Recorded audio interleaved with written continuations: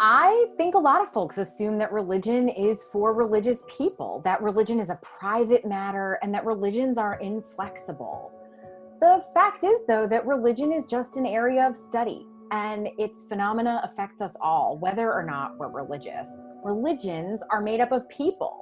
So if people are inflexible, then sometimes flexible, then so too are religions.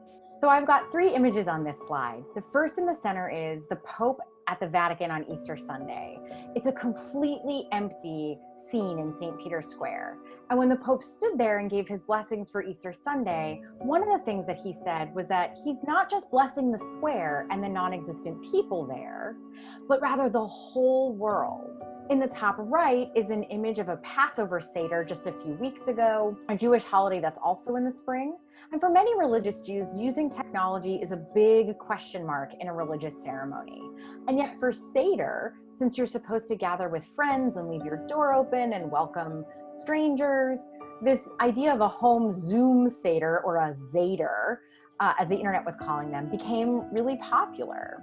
And on the bottom right, you see a picture of Mecca, the Kaaba in particular. All the way back in February, the Saudi Arabian government canceled any pilgrimage to Mecca and Medina, the holiest sites for Muslims, and they are now considering canceling the Hajj, which is the major season in which most Muslims would go on pilgrimage. And so that image of the Kaaba with no one around it, as a scholar of Islam, is so startling to me. Because regardless of the time of year, that is usually one of the most busy places in the world, and certainly at a time when Muslims are gearing up for the holy month of Ramadan. To see empty places like this drives home the fact that folks are really having to make changes about their expectations around religious practice and religious communities, institutions, and individuals, and they're all either abiding by those choices or, as we'll see in a minute, not abiding by those choices. So what these images show us, I think, is that there's religious innovation happening across the board. There is a particular and particularly American religious response that we're seeing as well. And really, in the past weeks or so, it's been something that I've found impossible to ignore in my various news feeds, whether that's online or TV or the radio, around folks participating in open the economy protests, making arguments around the fact that churches being closed is a threat and a violation of religious freedom or the First Amendment. We've seen governors suggest that churches in some places are essential and ought not to be closed at all. We've also seen anti-Muslim rhetoric around the unfairness of churches being closed, and with Ramadan coming up, wanting to see whether or not, quote, Muslims would be held to the same standard, unquote. And using the upcoming Muslim Holy Month as an excuse to sort of demonstrate a certain ideology wherein Christians are a beleaguered minority in the US. And I want to say loudly and for the record that that is absolutely factually inaccurate. And blaming Muslims for spreading COVID-19 is hate speech. It is hate speech. There's a long history in this country, and particularly of white Christian Protestant strains, with a particularly extreme view of science. And we're seeing that play out in real time. And I want to highlight that because I think that when we think of things like religion is inflexible, or we're seeing things like religious fundamentalists go protest, and we think things like, how come these people are so crazy? How come these religious people aren't listening? The truth is that is a real minority within a minority.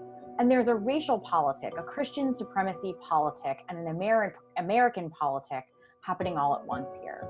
We're not seeing the same kinds of reactions in other places in the world. And even places that demographically look similar to us, like the UK or Australia, we're not seeing these kinds of responses. I want to name for the record that these are a particular kind of religion and a particular kind of American religion and a particular kind of Christianity that's having this anti-scientific, our religion is more important than the public health here. And I think naming that helps us see how religious people across the world are making more choices that look like innovation, changes to practices that account for science and account for the public health rather than don't. Just because that's a loud minority doesn't mean that they're a majority by any stretch of the imagination. When we're talking about religious change, these are defined by things we saw before, like the Pope preaching to an empty square, or the empty Kaaba and Mecca, and Zoom Seders. But one of the ways that this affects all of us are the sort of grim realities of a pandemic that has, to date, claimed over 100,000 lives in the US.